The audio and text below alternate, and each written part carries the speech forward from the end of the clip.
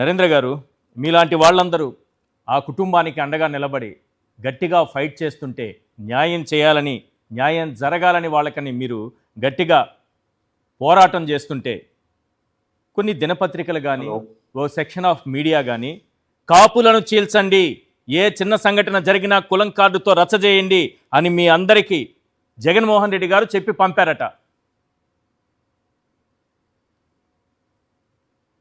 Sir, Eshwar గారు, మీకు ప్యానల్లో ఉన్న సభ్యులందరికీ కూడా ఆ, అట్లనే సాక్షి ప్రేక్షకులకు నమస్కారం అండి. నమస్తే అండి. వాస్తవంగా ఆ కుటుంబంతో మాకున్నటువంటి అవినాభావ సంబంధం పార్టీలకు సంబంధించింది కాదు ముఖ్యంగా. మ్మ్. ఎందుకంటే ఈ మేనమామలు ఎవరైతే ఉన్నారో, అంటే సాయి కృష్ణ వాళ్ళ తాతగారు ముళ్ళపూడి కృష్ణ గారు అనే ఆయన రంగా గారితో ఈ విధంగా వాళ్ళు ఎన్ని బూటకపు కల్పిత మాటలు చెప్పినా ఏం చేసినా కూడా ఇవన్నీ పక్కన పెడితే న్యాయం జరగాలనే దిశగా మేమందరం వెళ్తున్నది, పోరాటం చేస్తున్నది. సిట్ వేస్తానంటున్నారు. సిట్ అనేది అందరికీ తెలిసిన విషయమే. అదేదో బయట ఎక్కడో జరిగినటువంటి ఏదైనా సంఘటన మీద అయితే అనుకోవచ్చు. దీనిలో పూర్తిగా పోలీసులు ఇన్వాల్వ్ అయి ఉన్నప్పుడు సిట్ అనేది చేసేది మళ్ళా వాళ్ళ యొక్క డిపార్ట్మెంట్ లో ఒక భాగస్తులే కదా చేసేది. అవును. ఇప్పుడు birds of the same feather అన్నట్టుగా డెఫినెట్ గా వాళ్ళకి సపోర్ట్ చేసుకోవడం అనేది చాలా కామన్. వాళ్ళ డిపార్ట్మెంట్ ని వాళ్ళు తప్పనిసరిగా రక్షించుకోవడానికి ప్రయత్నం చేస్తారు. అందుకని మేమేం డిమాండ్ చేశామంటే, ఏదైనా ఒక సిట్టింగ్ జడ్జి ద్వారానో, లేదా అసలు బెస్ట్ ఏంటంటే సిబిఐకి ఇచ్చేసేస్తే ఇలాంటి విషయాల్లో ఇంకొకసారి డిపార్ట్మెంట్ అనేది అత్యుత్సాహం చూపించకుండా ఉంటదనేది మా యొక్క ఉద్దేశం. ఎందుకంటే నాకు ఒక విషయం చెప్పండి. ఆ కుటుంబం పరిచయం అని అంటున్నారు కదా, మీరు అంటున్నారు కదా, సాయి కృష్ణ పైన ఎలాంటి కేసులు ఉన్నాయి? ఎందుకంటే టీడీపీ సోషల్ మీడియా ఇతను చాలా దుర్మార్గుడని, ఇతని పైన అనేక కేసులు ఉన్నాయని, అంటే లేనిపోని ఆరోపణలన్నీ పెట్టి ఇలాంటి చంపేస్తే ఏంటని టీడీపీ సోషల్ మీడియా మళ్ళీ మళ్ళీ నొక్కి చెబుతున్నా. ఒకసారి చూడండి అందరూ, మీకు కూడా చెప్తున్నా, చాలా దుర్మార్గంగా రాస్తున్నారు. మేము వెళ్ళి మాట్లాడి వచ్చిన తర్వాత నుంచి ఈ వీడియో మీకు బయటకు వచ్చిందండి. ఏది సోషల్ మీడియాది. అవును. ఏంటంటే అతని వయసుకు మించినటువంటి కేసులు ఉన్నాయని చెప్పానంటే మేము ఛాలెంజ్ చేసాం దానికి. ఏంటంటే you release all the documents, FIRs అన్ని కూడా మీరు క్రానలాజికల్ ఆర్డర్ లో మొత్తం బయట పెట్టండి. We will accept it. Charge sheets ఎన్ని ఉన్నాయి దాని మీద, ఏమేమి వాటిల్లో ఇతను ఎక్విట్ అయి ఉన్నాడు, లేదా ఏమేమి వాటిలో కన్విక్ట్ అయి ఉన్నాడు, ఏమేమి జరిగినాయి అనేది let us come to the point. అసలు పోలీసులు ఇంత సైలెన్స్ ఏంటి? ఇంత వైలెన్స్ జరిగిన తర్వాత వాళ్ళలో ఈ సైలెన్స్ ఏంటి అర్థం కావట్లేదు. ఎవ్వరు ఈ కేసు గురించి ముందుకు వచ్చి మాట్లాడే దిక్కు లేకుండా పోయింది. ఒకటండి, వాస్తవంగా చెప్పాలి అంటే, ఒక స్టేషన్ హౌస్ ఆఫీసర్ అని ఆయన ఒక లిమిట్ వరకు, అంటే ఇంట్రాగేషన్ చేసేటువంటివి మనం చాలా కాలం విన్నాము, తెలుసు. కాబట్టి ఆ స్థాయి వరకు వెళ్ళొచ్చేమో, కానీ లాకప్ డెత్ చేయడానికి అంత అడ్వాన్స్ గా వెళ్ళాడు అంటే తప్పనిసరిగా దీని వెనకాల ఆయనకి ప్రభుత్వం నుంచి ఉన్నటువంటి అండ ఏంటిది అనేది మనం చాలా డీప్ గా థింక్ చేయాలి. అందుకనే మేము సిబిఐకి ఎందుకు అడుగుతాము అంటే, ఈ కేసులో సిబిఐ అవసరమా అంటే, జస్ట్ ఒక స్టేషన్ హౌస్ ఆఫీసర్ ఒక సిఐ ఇన్వాల్వ్ అయింది కాదండి. డైరెక్ట్ గా సిబిఐ సిట్ చేశారు కదా, చంద్రబాబు నాయుడు గారు సిట్ చేశారు అంటున్నారు. సిట్ సరిపోదా? అదేనండి, సిట్ అనేది మనందరికీ తెలిసిన విషయం. ఈశ్వర్ గారు, మీకు తెలియంది కాదు. పెద్దలు తిలక్ గారు ఉన్నారు, ఆయన అనుభవాన్ని బట్టి చూస్తే అసలు ఇప్పుడు ఎన్ని సీట్లు ఉన్నాయో, ఎన్ని స్టాండ్లు ఉన్నాయో అందరికీ తెలుసు. SIT can be easily controlled by the state government. That is quite common. అది ఆటోమేటిక్ గా వాళ్ళ సంబంధించిన వ్యక్తులు వేసుకుంటారు. ఇందులో ఏమీ లేదు. Whatever the evidences which are given by the social media of TDP is correct.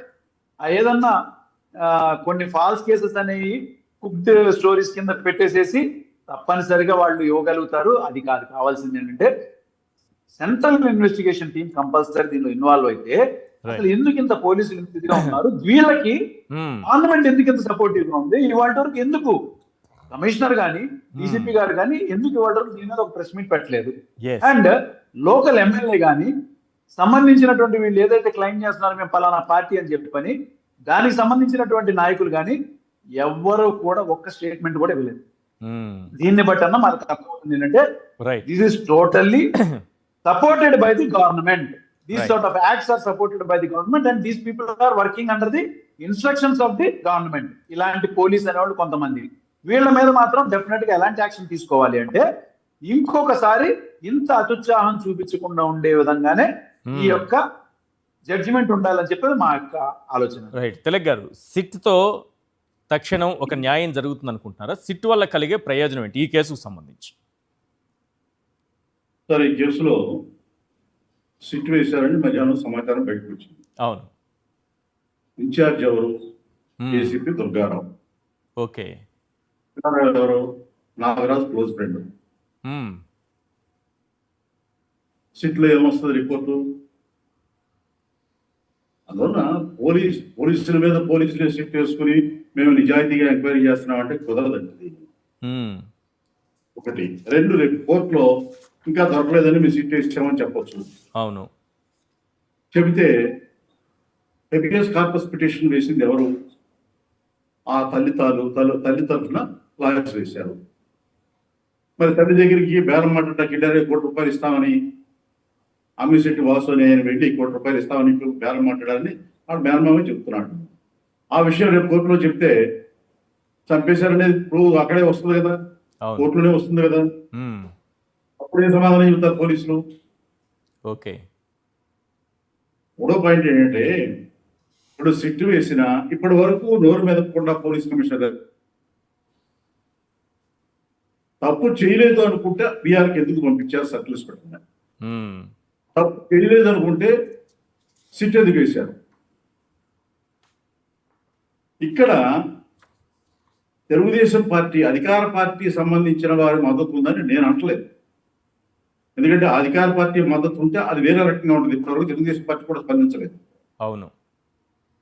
పైగా లోగడ జరిగిన ఒక ఇన్సిడెంట్ కూడా చెప్తాను. విజయవాడ వన్ పోలీస్ స్టేషన్ లో 30 ఏళ్ల క్రితం జరిగిన లాకప్ డెత్ లో చంద్రబాబు నాయుడు గారు ముఖ్యమంత్రి కాబట్టి సర్కిల్ ఇన్స్పెక్టర్ కానిస్టేబుల్ 6 సస్పెండ్ చేశారు. ఎందుకంటే ఆయనకి సంబంధం లేకపోతే, ఇష్టం లేకపోతే వెంటనే పోలీసులను బర్ఖాస్తు చేస్తారు. అవును. కానీ ఆ కేసులో జరిగింది ఏంటి? చనిపోయిన వ్యక్తి నేరం చేశాడు. ఎట్లా? ఒక బార్కు వెళ్ళి తాగి డబ్బులు అడిగితే బీర్ బాటిల్ పగలగొట్టి పొడవబోయాడు కౌంటర్లో ఉన్న వ్యక్తిని. ఆ కౌంటర్లో ఉన్న వ్యక్తి ఎవరు? బార్ ఓనర్ ఎవరు? తెలుగుదేశం. పొడవబోయిన వ్యక్తి ఎవరు? తెలుగుదేశం. సస్పెండ్ చేసింది 6 పోలీసులు. అందువల్ల చంద్రబాబు నాయుడు గారి వ్యవహార శైలి అలా ఉంటుంది. కాబట్టి ఇక్కడ అలా చేయకుండా ఇప్పుడు ఎందుకున్నారు? కారణం ఏంటి? ఇక్కడ నేను ఒక సందేహం వస్తుంది. ఈశ్వర్ గారు, ఒక్క నిమిషం. ఇక్కడ నాకు ఒక సందేహం ఉంది.